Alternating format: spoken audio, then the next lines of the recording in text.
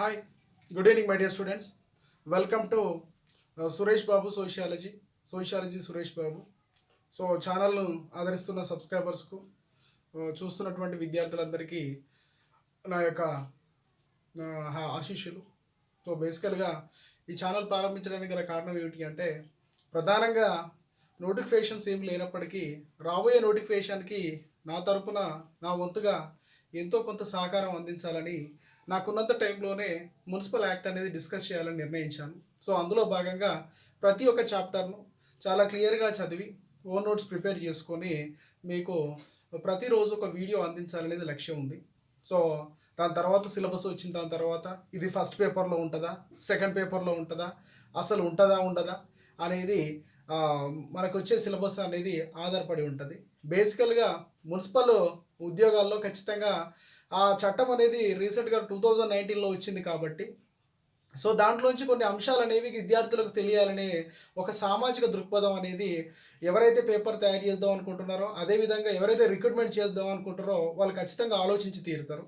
So దాంట్లోంచి 5 marks వస్తాయా 10 marks వస్తాయా అనేది దృష్టి పక్కన పెట్టుకొని ఇది కంపల్సరీ సబ్జెక్ట్ కాబట్టి దీంతోపాటు 73-74 రాజ్యాంగ సవరణలు కావచ్చు, లేకపోతే పేపర్ 2లో ఎస్పెషల్గా ఇంకా కొన్ని యాడ్ చేసినటువంటి ఇప్పుడు గ్రామ జేపీఎస్కి యాడ్ చేసినట్టు ఇంకా కొంచెం యాడ్ చేసి పేపర్ 2 పెట్టే అవకాశం ఉంది. సో ఏది ఏమైనప్పటికీ సో మనకి ఒక అంశం అనేది రాబోయే నోటిఫికేషన్స్కు 100% ఉపయోగపడుతుందని చెప్పడంలో ఎలాంటి సందేహం లేదు. సో అందుకే ఈ యొక్క ప్రయత్నం అనేది కొనసాగుతుంది. సో అందుకే విద్యార్థులు ఎవరైతే మీకు తెలియనివంటి ఫ్రెండ్స్ ఎవరైనా ఉంటే ఈ వీడియోస్ను మీరు షేర్ చేయండి. సో ఇందులో ఇవ్వబడే జ్ఞానాన్ని వాళ్ళకు కూడా సమానంగా పంచుకోండి. సో దాని తర్వాత ఇంకా చాలా కాంపిటీషన్స్ ఎగ్జామ్స్ ఉంటాయి, దాంట్లో ఏదో రకంగా యూజ్ అవుతుంది. సో అందుకే ఈ చిన్న ప్రయత్నాన్ని మీరు అందరూ ఆహ్వానిస్తారని కోరుతున్నాను.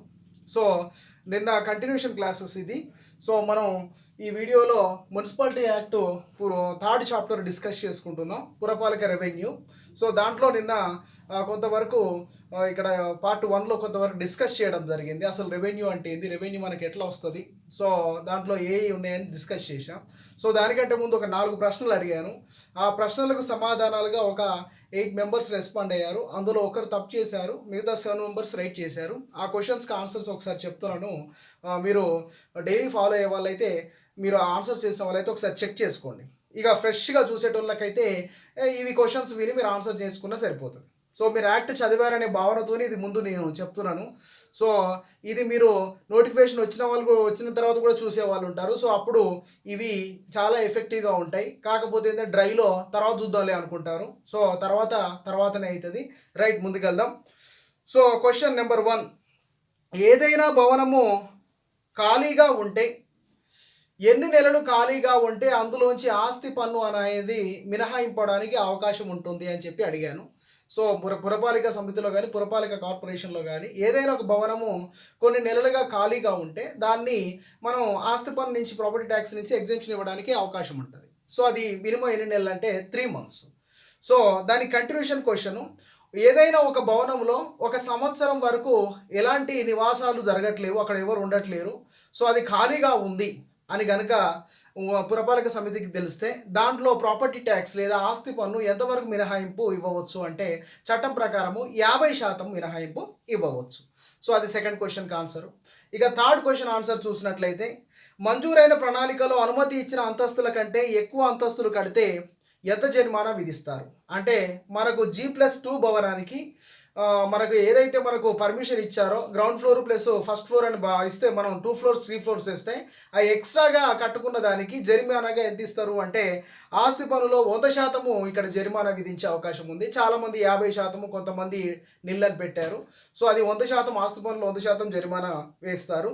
ఇక అసలే పర్మిషన్ లేనటువంటి అనధికార నిర్మాణానికి ఎంత ఫైన్ చేస్తారు అంటే అది కూడా 100% ఆస్తి జరిమానా అనేది వేయబడుతుంది. సో ఇవి 4 ఆన్సర్స్, 3 months, 50%, 100%, 100%. సో మీరు ఏవైతే 1, 2, 3 నెంబర్ 4 వేసారో సో వాటిలలో ఈ యొక్క ఆన్సర్స్ టాలీ చేసుకోండి. సో రైట్ ఆన్సర్ వచ్చిన వాళ్ళు 100% మీరు యాక్ట్ ఫాలో అవుతున్నారని నాకు అర్థమవుతుంది. రాంగ్ ఉన్న వాళ్ళు 1, 2 తప్పు చేసిన వాళ్ళు మీరు సర్దిద్దుకోండి. ఇక అసలు చదవని వాళ్ళు తూర్పేట ఉందో అటే చూసుకోండి, ఎందుకంటే అటు ఒక దండం పెట్టుకోవచ్చు. రైట్, సో అది బేసికల్గా ఈ 4 క్వశ్చన్స్కు సమాధానం. సో ఇప్పుడు క్వశ్చన్స్ ఏంటంటే నేను పాఠం చెప్పిన తర్వాత అడుగుతాను, ఎందుకంటే ఈరోజు కొంచెం డిస్కస్ చేయాల్సింది ఎక్కువగా ఉంది. సో ఫైనల్ లాస్ట్లో అడుగుతాను క్వశ్చన్, అందుకే వీడియో స్కిప్ చేయకుండా లాస్ట్ వరకు చూడండి. చూడండి. రైట్, ముందుకెళ్దాం. సో నిన్న ఏం డిస్కస్ చేసామంటే what is the revenue of the municipality అని చెప్పేసి, దాంట్లో లైసెన్సింగ్ అనేది ఎవరికి ఇస్తారు, లైసెన్సింగ్ విధానం అంటే ఏమిటి, డెవలప్మెంట్ ఛార్జెస్ విధంగా మనకి ఏ విధంగా డబ్బులు వస్తాయి, అదేవిధంగా మాఫీ చేసే అవకాశం మీద మనకి ఏమైనా డబ్బులు వస్తాయా, బేసికల్గా ఆస్తి పన్ను మీద యూనిట్ రేట్లను ఏ విధంగా నిర్ధారిస్తారనేది నేను కొద్దిగా ప్రీవియస్గా డిస్కస్ చేశాం. దాని కంటిన్యూషన్గా మరికొంత పాటు డిస్కస్ చేద్దాం.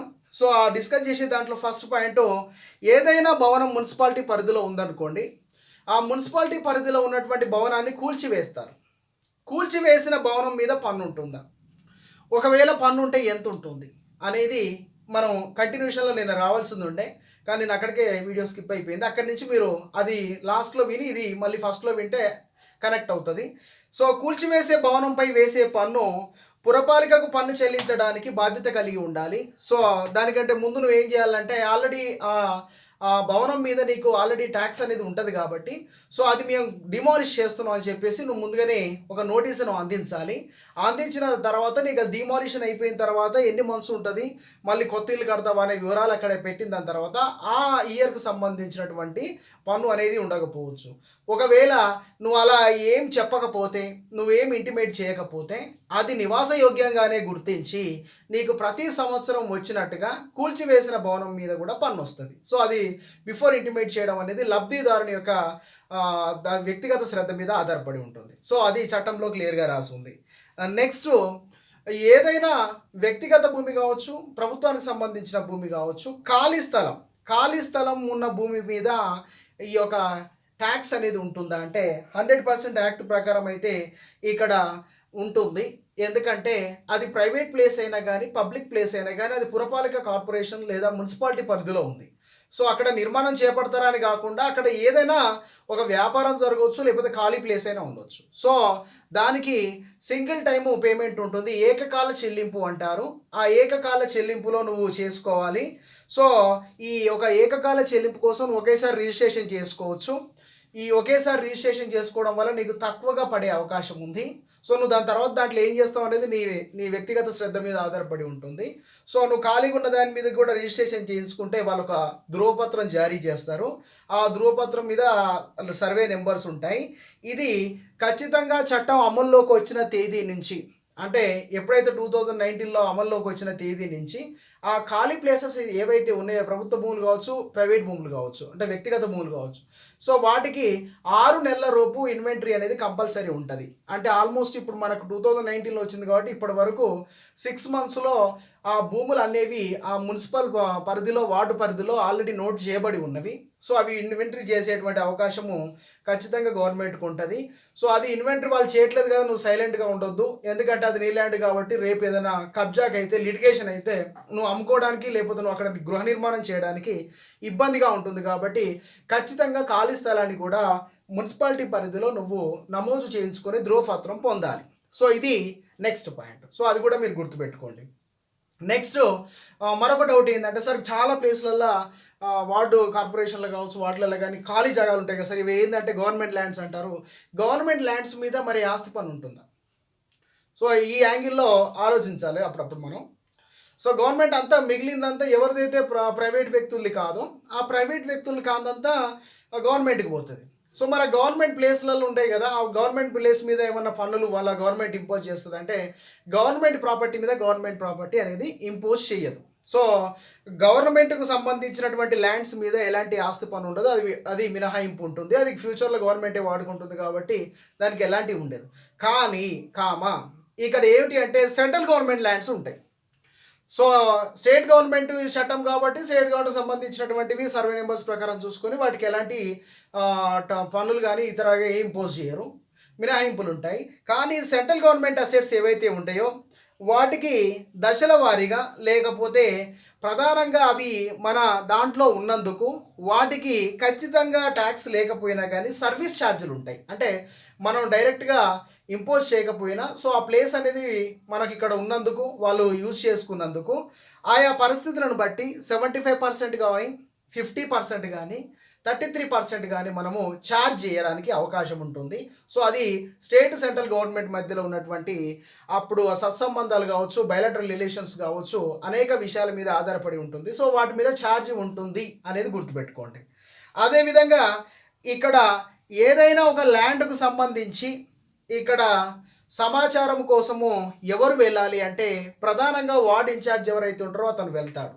వారితో పాటు ఉన్నటువంటి సహాయకులు వెళ్ళాల్సి ఉంటుంది. కమిషనర్ ప్రధాన బాధ్యత ఏమిటి అంటే ప్రభుత్వ ల్యాండ్స్ను ప్రతి 6 నెలలకు ఒకసారి చెక్ చేసుకోవాల్సిన బాధ్యత కమిషనర్ ప్రధాన విధుల్లో ఉంది. సో గవర్నమెంట్ ల్యాండ్స్ కాబట్టి ఎవరైనా ఆక్రమించుకున్నారా, లేకపోతే ఎవరైనా ఆక్రమించుకుంటే ఏ పరిస్థితుల్లో ఉన్నవి అని చెప్పేసి వాటిని 100% రికవరీ చేయాల్సిన బాధ్యత కమిషనర్ మీద ఉంటుంది.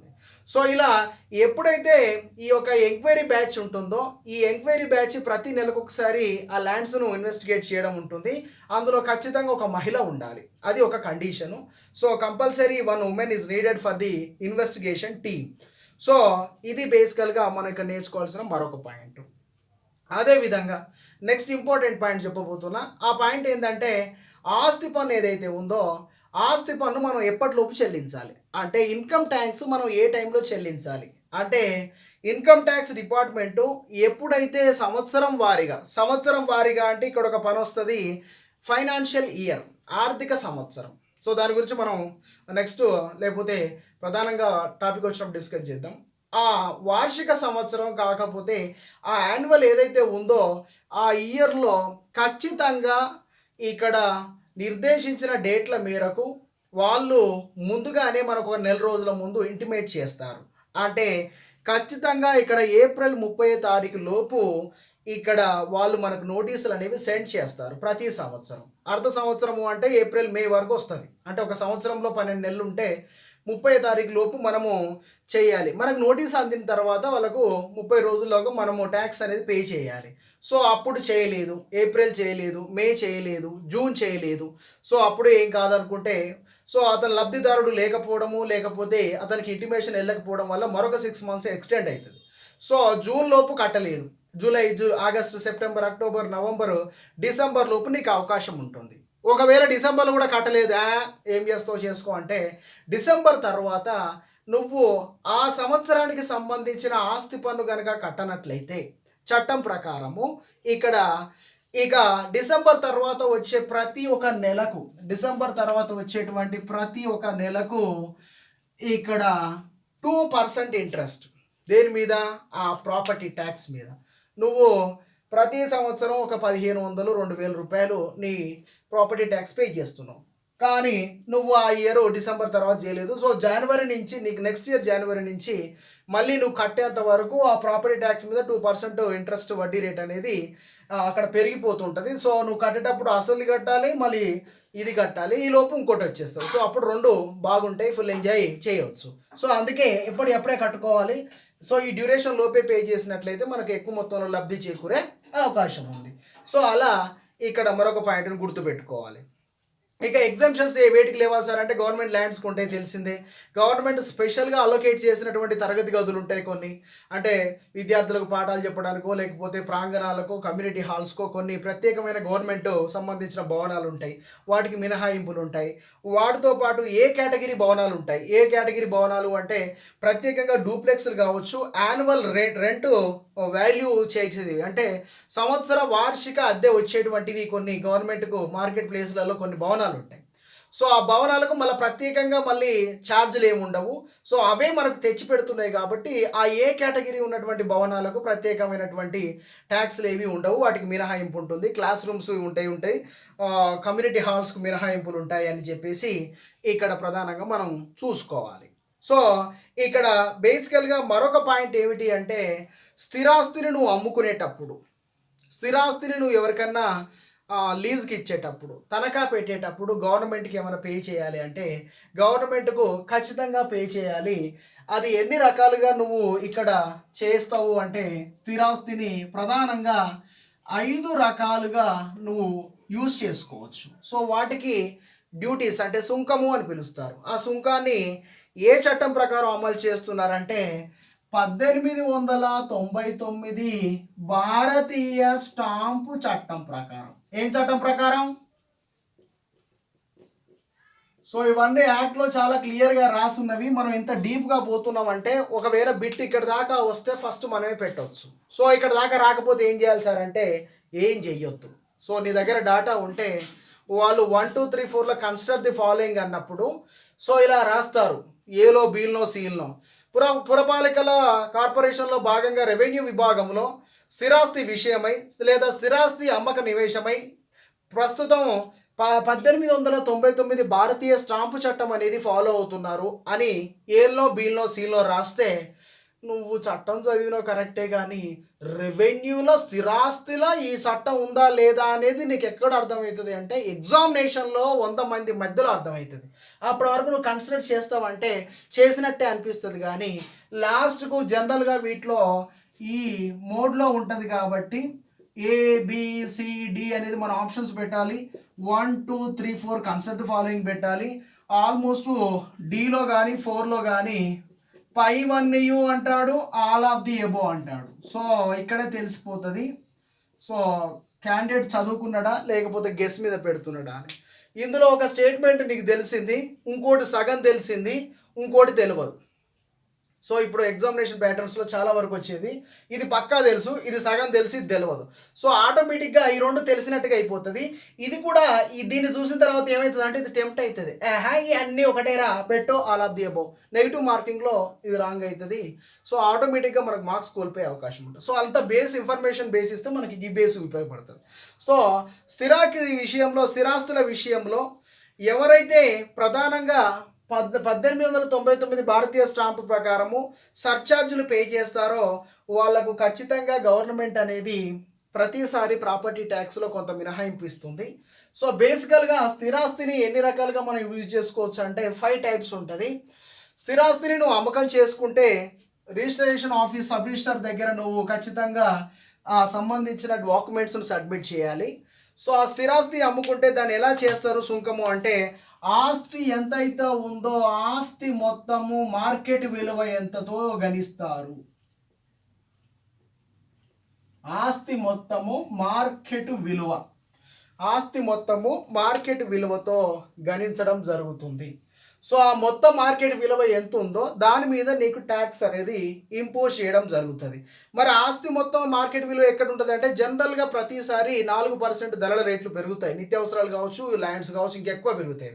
తెలంగాణ వచ్చిన తర్వాత ఈ యొక్క రియల్ ఎస్టేట్ రంగం ఏ విధంగా ఊపందుకుందో మనకు తెలుసు. జనరల్గా తెలంగాణ రాముందుకు 2010లో ఒక 100 గజాల జాగా కొనాలంటే 1,00,000 2 లక్షలు ఉండేది. ఇప్పుడు అదే పరిస్థితి ఏమైందంటే దాని పక్కన 0 యాడ్ అయింది. అంటే డెవలప్మెంట్ లేదు, ఇండస్ట్రీస్ లేవు, సర్వీస్ లేదు, రోడ్లు లేవు, ఏం లేకున్నా కానీ భూమి ధరలు ఎలా పెరిగిపోయినాయి అంటే ఉన్న దాంట్లో కన్జ్యూమర్స్ ఎక్కువ పెరుగుతారు. ఫ్యూచర్లో ఏదైనా చేసుకోవచ్చు అనే ఆ ఫీజబిలిటీ అనేది పెరిగింది, రహదారులు పెరిగినాయి, సో వాహనాలు అనేవి పెరిగినాయి. సో మొబిలిటీ పెరగడం వల్ల జనాల్లో కొద్దిగా డబ్బు అనేది మెదలడం వల్ల ఆటోమేటిక్గా ఏమి జరిగిందంటే ఈ యొక్క భూములకు ధరలు అనేవి పెరగడం జరిగింది.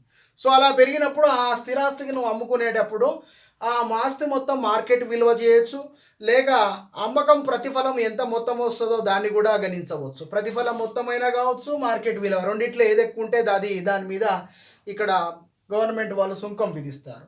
లేదా వారసత్వం బాగా నువ్వు మార్చుకున్నా కానీ ఇక్కడ డాక్యుమెంటేషన్ ఛార్జెస్ అన్న పే చేయాలి. సో ఇప్పుడు తండ్రి ఆస్తి కొడుకు వచ్చేది, లేకపోతే తండ్రి ఆస్తి అమ్మాయికి రాసి ఇచ్చాడు. సో అలా మార్పిడి చేసుకున్నందుకు ఆస్తి మొత్తము మార్కెట్ విలువ ఎంత ఉందో దాని మీద నువ్వు ఖచ్చితంగా డాక్యుమెంటేషన్ మీద ఛార్జెస్ అనేవి అప్లైబుల్ చేయాలి. అదేవిధంగా స్థిరాస్తి దానం చేసినప్పుడు ఆ దానం చేసిన ఆస్తి మొత్తంలో మార్కెట్ విలువ ఎంత ఉందో దానికి కూడా నువ్వు డాక్యుమెంటేషన్ పే చేయాలి.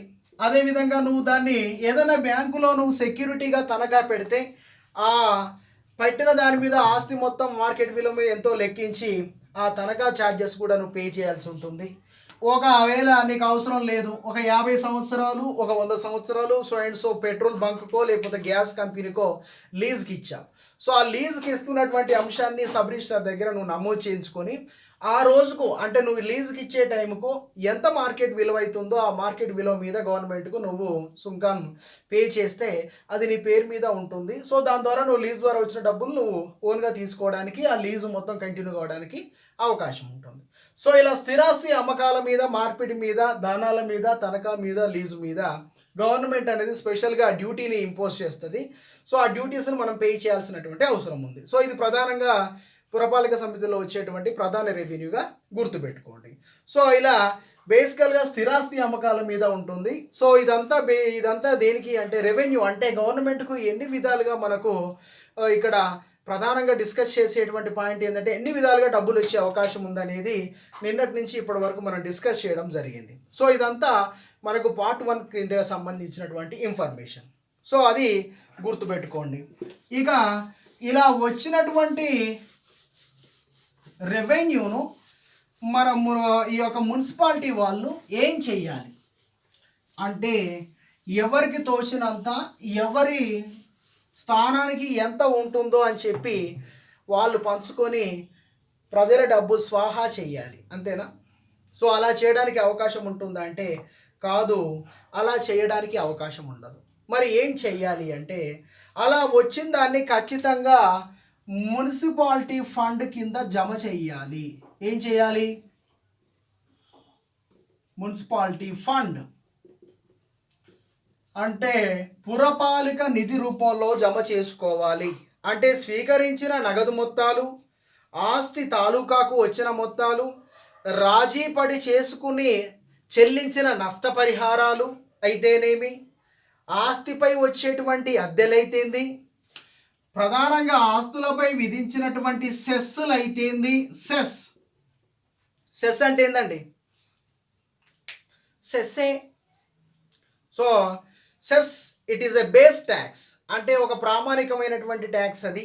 So it is also collected tax, additional tax for the specific purpose. అంటే ప్రధానంగా ఏదైనా గవర్నమెంటు ఒక అంశం మీద ప్రత్యేక పన్నుని విధించాలనుకున్నప్పుడు దాన్ని సెస్ల రూపంలో చేయడం జరుగుతుంది.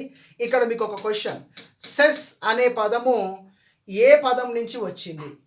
ఆ పదాన్ని మొట్టమొదటిసారిగా ఏ దేశంలో వాడారు? సో స్టార్జీకే బిట్ అనుకోండి, లేకపోతే ఇప్పుడు పాయింట్ వచ్చింది కాబట్టి చెప్తున్నాను.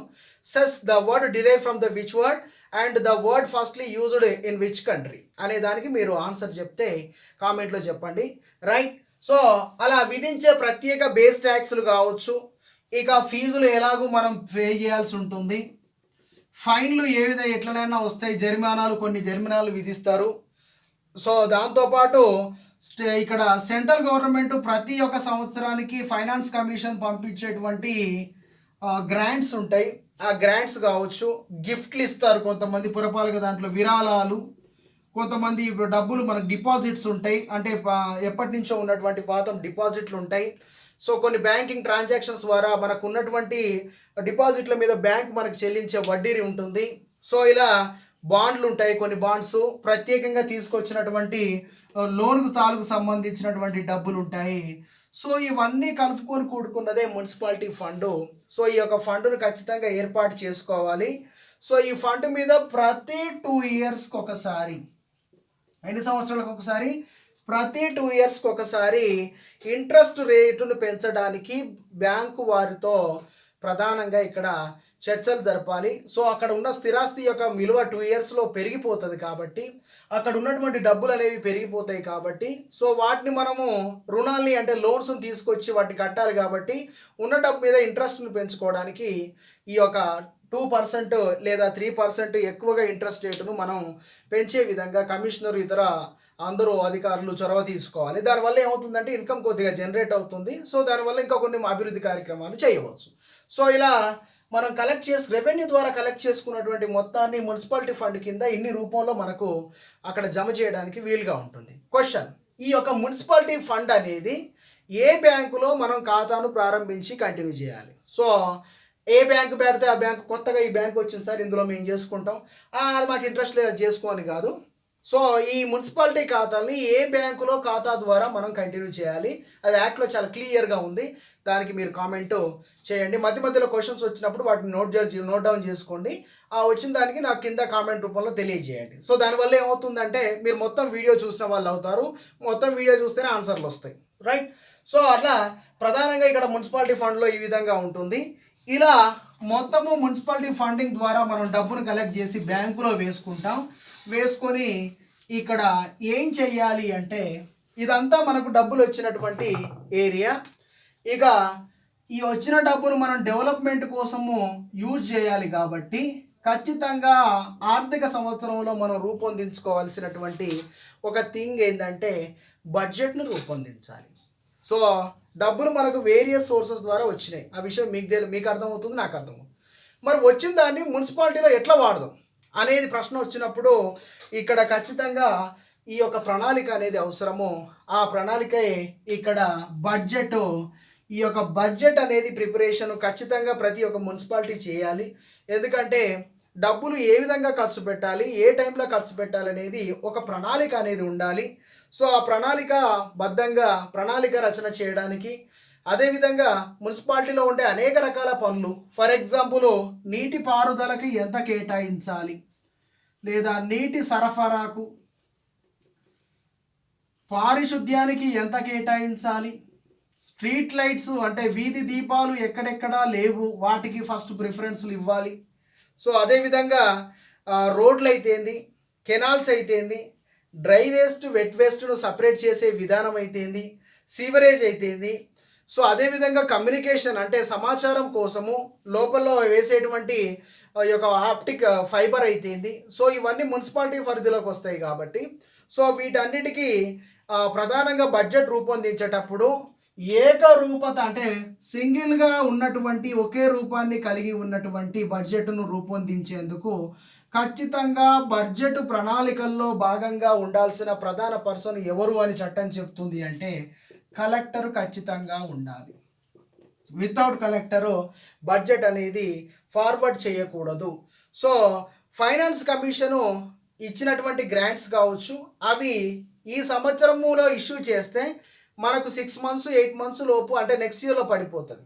సో దానివల్ల గ్రాంట్ అనేది నెక్స్ట్ ఆర్థిక సంవత్సరంలో వస్తుంది కాబట్టి దాన్ని బేస్ చేసుకొని కూడా మనం బడ్జెట్ను మనం ఇక్కడ ప్లాన్ చేసుకోవాలి. ఎందుకంటే వాళ్ళు అక్కడ ఇష్యూ చేసి అది మన దగ్గరికి అంది మనం ఖర్చు పెట్టే లోపు ఈలోపు మనకు అంత ఫండ్ వస్తుందని మనం బడ్జెట్ ప్లాన్ చేసుకుంటాం. సో దానివల్ల ఆ ఫండ్ అయిపోవడం వల్ల ఇక్కడ వర్క్ అయిపోతుంది. సో అలా కాకుండా సో ఇప్పుడున్నటువంటి మనం మున్సిపాలిటీ ఫండ్ ప్రకారము మనం డబ్బులు ఖర్చు పెట్టుకుంటూ పోయి ఆ వచ్చే గ్రాంట్ను మనం నెక్స్ట్ ఇయర్కు బదిలీ చేసుకోవచ్చు. సో ఇదంతా ఏమిటి అంటే ఫోర్కాస్ట్ అంటే ఫ్యూచర్ యొక్క అవసరాల కోసం ఈరోజు ప్లాన్ చేసుకోవడము.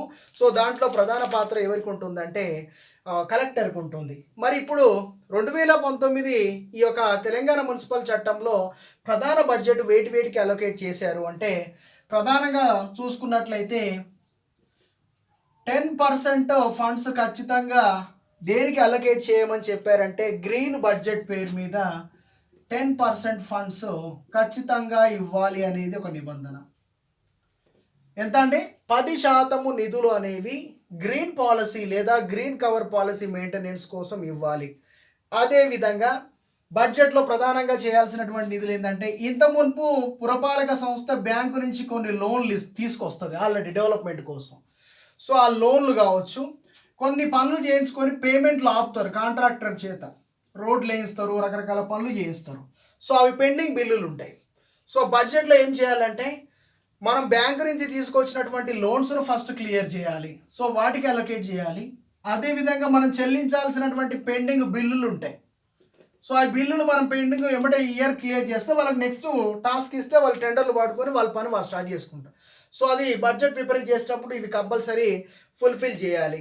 ఇక శానిటేషన్ కావచ్చు, శానిటేషన్ వెహికల్స్ కావచ్చు, స్ట్రీట్ లైట్స్ కావచ్చు, వాటర్ సప్లైకి సంబంధించిన పైపులు కావచ్చు.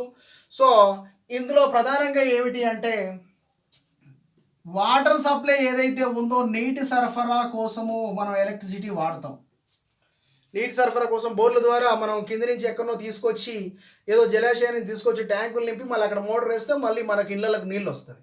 దాంతోపాటు ఇంట్లో ప్రతి నల్లకు ప్రధానంగా మనం మీటర్స్ అమరుస్తాం. సో ఇలా వాటర్ సప్లై కావచ్చు, స్ట్రీట్ లైట్లకు కావచ్చు,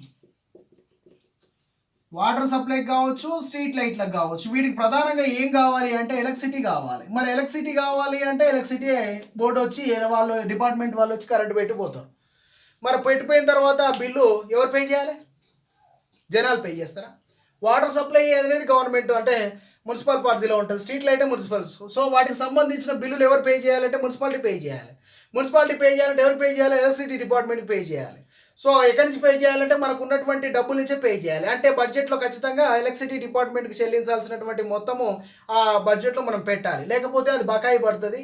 సో వాళ్ళు ఇస్తలేరని చెప్పి వీళ్ళు కరెంట్ ఇయ్యరు. ఇక్కడ కూడా కరెంట్ లేదు కాబట్టి కరెంట్ తగ్గించే అవకాశం ఉంది. సో అందుకే ప్రధానంగా మేజర్ ఇష్యూలో బడ్జెట్ అలొకేట్ చేసేటప్పుడు గ్రీన్ బడ్జెట్‌కు, లోన్స్‌కు, పేమెంట్స్‌కు, water supply and street lights సంబంధించిన ఎలక్ట్రిసిటీకి ఇవి మేజర్ విభాగంలో ఉన్నవి. బాగా గుర్తుపెట్టుకోండి. These are the major elements. ఇవి కాకుండా కొన్ని మైనర్ ఉంటాయి. ఫస్ట్ ప్రయారిటీ వారికి ఇచ్చిన తర్వాత సెకండ్ ప్రయారిటీ ఎవరికి ఇవ్వాలి అంటే చాలా ఉన్నాయి. ఏమిటి అవి అంటే పార్కులు ఉన్నాయి, పబ్లిక్ గార్డెన్స్, వాటి మెయింటెనెన్స్, అదేవిధంగా కొన్ని ప్లే గ్రౌండ్స్ ఉన్నాయి, ఆట స్థలాలు, పెద్ద పెద్ద స్టేడియాలు ఉంటాయి, వాటిని మెయింటైన్ చేయాలి. ఉట్టినాడ పడేస్తే కదా వాటి చుట్టూ కాంపౌండ్, వాటి గేట్లు, వాటిలో ప్రధానంగా ఏవైతే ఉన్నాయో అవన్నీ డైలీ ఇన్ఫ్రాస్ట్రక్చర్ డెవలప్మెంట్ చేయాలి. సో ఇంకోటి వైకుంఠ ధామాలు అంటే బరియల్ గ్రౌండ్స్ కావచ్చు, గ్రేవ్ యార్డ్స్ కావచ్చు. సో కరణ వాటికలు, దహన వాటికలు, వాటిని ఖచ్చితంగా నిర్మించాల్సిన బాధ్యత మున్సిపాలిటీదే. సో వాటికి డబ్బులు కేటాయించాలి. ఇక జనరల్గా మున్సిపాలిటీలలో ప్రధానంగా ఎదుర్కొనేటువంటి ఆడవాళ్ళు ప్రధానంగా ఎదుర్కొనేటువంటి థింగ్ ఏంటంటే నేచర్ కాల్. అంటే ఈ యొక్క మలమూత్రాలు వచ్చినప్పుడు ఖచ్చితంగా వాళ్ళకి పబ్లిక్ టాయిలెట్స్ అని చెప్పాలి. ఎందుకంటే టాయిలెట్స్ లేకపోతే వాళ్ళు ఎక్కడ సర్వే అవుతారు. సో కొన్ని గంటల ప్రయాణం ఉంటుంది. సో వీటి మెయింటెనెన్స్ ఉంటుంది. ఖచ్చితంగా ఒక అక్కడ క్లీన్ చేసే పర్సన్ను నెలవారీగా మనం రిక్రూట్మెంట్ చేసుకొని వాళ్ళకి ఇవ్వాలి. సో ఇప్పుడు సులభ్ ఇంటర్నేషనల్ అనే ఒక సంస్థ జనరల్గా అందులో ఉండే వాళ్ళంతా వేరే రాష్ట్రానికి సంబంధించిన. సో అదొక ప్రత్యేక ఎన్జిఓ ఒకటి వాళ్ళు రన్ చేస్తున్నారు. దాంతోపాటు కొన్ని గవర్నమెంట్కి సంబంధించిన టాయిలెట్స్ ఉంటాయి. వాటిని మెయింటైన్ చేయడానికి డబ్బులు కావాలి. సో వాటికి కూడా ఇక్కడ కేటాయింపులు ఉంటాయి. అదేవిధంగా యానిమల్ స్లాటరింగ్ హౌసెస్ అంటే ప్రధానంగా ఇక్కడ జంతు వధశాలలు అంటే కోళ్ళు అయితేంది, మేకలు అయితేంది, పందులు అయితేంది, కుందేళ్ళు అయితేంది, రకరకాల జంతువుల్ని ఇక్కడ గొర్రెలు కానీ, బర్రెలు కానీ ఇలాంటి రకరకాల జంతువుల్ని ప్రధానంగా వధించేటువంటివి ఉంటాయి, అంటే చంపేటువంటి ప్లేసెస్. సో వాటిని కూడా గవర్నమెంట్ డెవలప్మెంట్ చేస్తుంది. దానివల్ల ట్యాక్సెస్ వస్తాయి. సో ఇలా మిగతావన్నీ మైనర్ ఇష్యూలో ఉండాలి. సో ఈ మైనర్ ఇష్యూల్లో ప్రధానంగా మేజర్ ఇష్యూలో ఇవి, మైనర్ ఇష్యూలో ఇవి ఖచ్చితంగా గవర్నమెంట్ బడ్జెట్ అలొకేట్ చేసేటప్పుడు కలెక్టర్ ఫస్ట్ ప్రిఫరెన్స్ వీటికి, సెకండ్ ప్రిఫరెన్స్ వీటికి ఇచ్చి అక్కడ ఉన్న మున్సిపాలిటీని ఫండ్ను మనం యూటిలైజ్ చేసుకోవాలి. సో ఇది మరి ఎప్పటిలోగా ఇవ్వాలి అంటే ఈ యొక్క బడ్జెట్ ఫైనాన్షియల్ ఇయర్ ముందే ఇవ్వాలి. అంటే ఆర్థిక సంవత్సరానికి ముందు, ఆర్థిక సంవత్సరం అంటే మనకు తెలుసు ఏంటి. సో జనవరి 1 సో లేదా ఏప్రిల్ 31 అనేది మీరు కామెంట్ రూపంలో తెలియజేయండి. సో ఆర్థిక సంవత్సరానికంటే ముందే రూపొందించబడినటువంటి బడ్జెట్ డ్రాఫ్ట్ను ఖచ్చితంగా కలెక్టరు 15 రోజుల ముందే, కలెక్టర్ రూపొందించినటువంటి బడ్జెట్ 15 రోజుల ముందే ప్రభుత్వానికి అందించాలి. ప్రభుత్వం కూడా దాని పట్ల శ్రద్ధ తీసుకొని దానికి అనుమతులు ఇవ్వాలి. ముందు ప్రభుత్వానికి చెప్పకుండా డైరెక్టు ఆ డ్రాఫ్ట్ కాపీని పేపర్లలో ఇవ్వడానికి కానీ, బహిర్గత నోటీసులు ఇవ్వడానికి కానీ వీల్లేదు చట్టం ప్రకారం. సో 15 days ముందు డ్రాఫ్ట్ను ఇక్కడ గవర్నమెంట్కి సబ్మిట్ చేసి, కమిషనర్ గవర్నమెంట్కి సబ్మిట్ చేసి అందులో ఆమోదం పొందిన తర్వాత, అనుమతులు పొందిన తర్వాత ఖచ్చితంగా తీయాలి. అప్పుడు గవర్నమెంట్ ఏం చేస్తుందంటే ఆ బడ్జెట్ను ఆడిట్ చేయిస్తుంది, లేదా మున్సిపాలిటీకి జారీ చేసేది ఏంటంటే ఈ లెక్కలన్నింటినీ మీరు ముందుగా ఆడిట్ చేయడానికి ఒక ఆడిటర్ను పంపించండి అని చెప్పేసి, ఇక్కడ ఒక అంశం ఉంటుంది. సో ఆ ఆడిటరే ప్రతి సంవత్సరానికి సంబంధించినటువంటి లెక్కల్ని గణించి సో అవి ఎంతవరకు కరెక్ట్ ఉన్నాయో లేవో అని ఫైనల్ డిక్లరేషన్ ఇస్తాడు. ఇలా ఫైనల్ డిక్లరేషన్ ఇచ్చిన దాని మీద ఇక్కడ మనం ఎక్కువ మొత్తంలో లబ్ధి పొందవచ్చు. క్వశ్చన్ ఏమిటి అంటే మీరు చట్టం చదివితే ఏ చట్టం ప్రకారము ఆడిటర్ అనేవారు ప్రభుత్వ ఉద్యోగిగా గుర్తించబడతాడు. సో ఇక్కడ క్లియర్గా చట్టంలో రాసింది ఏ చట్టము, ఏ సెక్షన్ ప్రకారము, చట్టంలో ఏ సెక్షన్ ప్రకారము ఆడిటర్ అనేవాళ్ళు ప్రభుత్వ ఉద్యోగులుగా గుర్తింపబడతారు. జనరల్గా అతను ప్రభుత్వ ఉద్యోగే, కానీ ఏ చట్టం ప్రకారం గుర్తింపబడతాడు అనేది మీరు కామెంట్లో తెలియజేయండి. రైట్. సో ఏదైనా ప్రభుత్వానికి లబ్ధి చేకూరేలాగా వ్యయం కలిగించిన లబ్ధి చేకూరేలాగా ఉంది, కానీ దీనికి చాలా డబ్బులు అవుతున్నాయి అనే అంశం అనేది ఏదైనా ఉంటే అది ముందుగా బడ్జెట్లో పెట్టాలి. సార్ ఈ పని చేస్తే మనకు ఒక 50 లక్షలు వస్తాయి, సో దానికి మనం 50 లక్షలు ప్రతి సంవత్సరం రావడానికి ఇప్పుడు మనం ఒక 10 లక్షలు పెట్టుకొని దాన్ని డెవలప్మెంట్ చేయాలి అనే అంశం ఉంటే సో దాన్ని ఖచ్చితంగా బడ్జెట్లో ప్రస్తావించాలి. సో అలా ప్రస్తావించిన దగ్గర ఖచ్చితంగా కౌన్సిల్ ముందర కూడా చెప్పాలి. ఆ కౌన్సిల్ ముందులో చెప్పిన అంశం మీద ఒక మంత్లో అనేది ఒక నెలలో దాని మీద నిర్ణయం తీసుకోవాల్సినటువంటి అవసరం ఉంది. అది ఉందని చెప్పి నువ్వు అలా దాటివేయద్దు. ముందు కౌన్సిల్ ముందు డిస్కస్ చేసి సో దాన్ని బడ్జెట్లో పెట్టడానికి ప్రయత్నం చేయాలి. ఎందుకంటే అది డెవలప్మెంట్ చేయాలంటే ముందు 10 lakhs కావాలి కదా. 10 lakhs కావాలంటే ముందు మనకు 50 lakhs వస్తుందనే అంశం గవర్నమెంట్కి చెప్తే వాళ్ళు మనకు ఆ బడ్జెట్ అలొకేట్ చేస్తారు. ఇదంతా ఒక 1 monthలోనే కావాలి. ఏది బడ్జెట్ కంటే ముందు 1 monthలో అయితే అందులో పెట్టడానికి ఆస్కారం ఉంటుంది. దాంట్లో ఫండ్ రిలీజ్ అవుతుంది, మనం యూటిలైజ్ చేసుకోవచ్చు. సో ఏదైనా ప్రాజెక్టు డీటెయిల్స్ కనుక మనకు అందులో అవైలబిలిటీ ఉంటే ఈ ప్రాజెక్టు చేయడం వల్ల మనకి ఇంత వస్తుందని చెప్తే ఆ ప్రాజెక్ట్ డీటెయిల్స్ కూడా బడ్జెట్లో పెట్టి రూల్స్ అండ్ రెగ్యులేషన్స్ గవర్నమెంట్కు తెలియజేయాలి. ఎందుకంటే సో దాని మీ ఇంట్రెస్ట్ అనేది గవర్నమెంట్కు తెలియజేస్తే ఎక్కువ డబ్బులు వస్తాయి. గవర్నమెంట్ గెజిటు ఖచ్చితంగా హామీల మీద ఆధారపడి ఉంటుందంటే గవర్నమెంట్ చాలా హామీలు ఇస్తుంది, రాజకీయ నాయకుల్లాగా కాదు. ఈ వర్క్ చేస్తామని చెప్పేసి పర్టికులర్గా శాఖ సంబంధించిన అధికారి అంటాడు. సో అలా హామీ అనేది ఖచ్చితంగా చట్టం అమల్లోకి వచ్చిన తేదీ నుంచి 6 నెలలలోపు ఖచ్చితంగా చేయాల్సి ఉంటుంది. సో ఎప్పుడైతే హామీ ఇచ్చారో మేము చేస్తామని సో అది 14 రోజుల్లోపు దానికి సంబంధించిన నోటీసో లేకపోతే దానికి వర్క్ ఇన్ ప్రోగ్రెస్సో ఖచ్చితంగా ఇష్యూ చేయాలి. 6 months లోపు దానికి సంబంధించిన పనిని ప్రారంభించాలి అనేది చట్టం చెప్తుంది. ఇక లాస్ట్ పాయింట్ అడ్వాన్సులు రుణాల రికవరీ. అంటే ప్రధానంగా మనం ఎవరికైనా అడ్వాన్స్ ఇచ్చినా మున్సిపాలిటీ తరఫున బ్యాంక్ నుంచి అడ్వాన్స్ తీసుకొచ్చిన రుణం తీసుకొచ్చిన సో వీటి మీద ఏ చట్టం ప్రకారము ఇక్కడ ప్రాజెక్టుల కోసము మనం తీసుకురావాల్సిన అవసరం ఉంది అని ఒక ప్రశ్న వేసుకుంటే 1914 సంవత్సరంలో స్థానిక ప్రాధికార ఈ చట్టం గుర్తుపెట్టుకోండి, సంస్థల చట్టం. ఏం చట్టం అంటే ఇది 1914లో రూపొందించబడ్డ స్థానిక ప్రాధికార సంస్థల చట్టం ప్రకారము లేదా స్థానిక ప్రాధికార సంస్థల రుణాల చట్టం ప్రకారము ఇక్కడ అడ్వాన్సులు రుణాలకు సంబంధించినటువంటి రికవరీని ఈ చట్టంలో నమోదు చేయడం జరిగింది. ఈ చట్టం ప్రకారము ఏదైనా ప్రాజెక్టు నిమిత్తము లేదైనా మున్సిపాలిటీ పరిధిలో జరిగే ఒక పెద్ద ప్రాజెక్టు నిమిత్తము మనము బ్యాంకు నుంచి రుణాన్ని తీసుకొచ్చిన లోన్ తీసుకొచ్చిన అడ్వాన్స్ తీసుకొచ్చిన ఈ చట్టం ప్రకారము తిరిగి రీపే చేయబడుతుంది లేదా మనం అడ్వాన్స్ చేసినటువంటి డబ్బులు రికవరీ చేసుకునే అవకాశం ఉంటుంది. సో దానివల్ల కూడా మనకు బడ్జెట్కు డబ్బులు రావుతాయి, మున్సిపాలిటీ ఫండ్ కూడా డబ్బులు వస్తాయి. సో ఈ డబ్బులు అనేవి ఇష్యూమెంట్ అనేది మున్సిపాలిటీ ఫండింగ్ ఉండేదాని మీద విధానం బట్టి అలొకేషన్ అనేది జరుగుతుంది. మరి ఈ డబ్బులు అనేవి మనకు ఎక్కడి నుంచి వస్తాయి సార్ అంటే ఇంత మునుపు చెప్పినటువంటి అనేక అంశాల నుంచి వస్తాయి. దాంట్లో ప్రధానంగా డెవలప్మెంట్ అంశం ఏంటి అంటే ఫైనాన్స్ కమిషన్ నుంచి వస్తాయి. సో ఇక్కడ ఏదైతే ఫైనాన్స్ కమిషను ఇక్కడ మనకు ఇప్పుడు ఉన్నటువంటి సెంట్రల్లో ఫైనాన్స్ కమిషన్ ఉంది, సో అది ప్రత్యేకంగా కొన్ని ఇస్తుంది. అది కాకుండా రాష్ట్రానికి సంబంధించిన ఆర్థిక కమిషన్ ఉంటుంది ఒకటి, సో అది కూడా 5 years డ్యూరేషన్ ఉంటుంది. దాంట్లో ఒక ప్రధానమైనటువంటి చైర్మన్, 4 సభ్యులు, దాంట్లో ఒక ప్రధాన కార్యదర్శి ఉంటాడు. సో వీళ్ళందరూ రాష్ట్రానికి సంబంధించి మున్సిపాలిటీకి సంబంధించినటువంటి అభివృద్ధి ప్రణాళికని రూపొందిస్తారు. ఈ యొక్క రూపొందించిన దాంట్లో వాళ్ళు ఎవరికి ఎంత డబ్బులు ఇవ్వాలో అని కూడా సూచించడం జరుగుతుంది. ఇలా సూచించడం అనేది ప్రధానంగా అందులో ఉన్నటువంటి ఎక్స్పర్ట్స్, ఎకనామిక్ ఎక్స్పర్ట్స్ అంటే చైర్మన్ కానీ అందులో సభ్యుల్లో ఖచ్చితంగా అర్థశాస్త్ర నిపుణులు అనేది ఉండడానికి ఎక్కువ అవకాశం ఉంది. సో ఇదంతా రాష్ట్ర ఆర్థిక కమిషన్ అనేది ప్రత్యేక విభాగం కాబట్టి దాని గురించి టాపిక్ వచ్చినప్పుడు చాలా క్లియర్గా నేర్చుకుందాం. సో ఈ యొక్క రాష్ట్ర ఆర్థిక కమిషన్ సభ్యుల్ని ఎవరు నియమిస్తారంటే జనరల్ క్వశ్చన్, అది గవర్నర్ చేత నియామకం అవుతుంది. సో అక్కడ సెంట్రల్లో ఆర్థిక కమిషన్ అనేది మీ అందరికీ తెలుసు. సో ఇలా బేసికల్గా పురపాలక రెవెన్యూలో ఇన్కమ్ ఎట్లా వస్తుంది, వచ్చిన ఇన్కమ్ను మనం బడ్జెట్ రూపంలో ఈ వేటికి ప్రథమ ప్రాధాన్యత ఇవ్వాలి, వేటికి ద్వితీయ ప్రాధాన్యత ఇవ్వాలి, దాంతోపాటు మనకు వచ్చేటువంటి అనేక రకాల సోర్సులు ఏమిటి అనేది ఖచ్చితంగా ఈ బడ్జెట్ అనే ఇష్యూలో మనం డిస్కస్ చేసుకోవడం జరిగింది. సో మళ్ళొకసారి రివైజ్ చేసుకోండి, ఓన్ నోట్స్ రాసుకోండి. సో దీంట్లోంచి 1 or 2 మార్క్స్ అనేవి కంపల్సరీగా పడతాయి.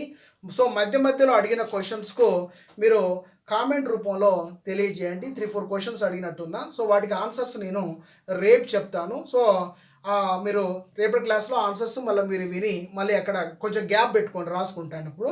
సో ఆ గ్యాప్లో మీరు నేను చెప్పిన ఆన్సర్ రాయొచ్చు. ఈలోపు మీరే బ్రౌజింగ్ చేసేసి ఆన్సర్ రాసుకుంటే నాకు కామెంట్ రూపంలో తెలియజేయవచ్చు. సో ఇది ఈ రోజుకి సంబంధించిన క్లాసు.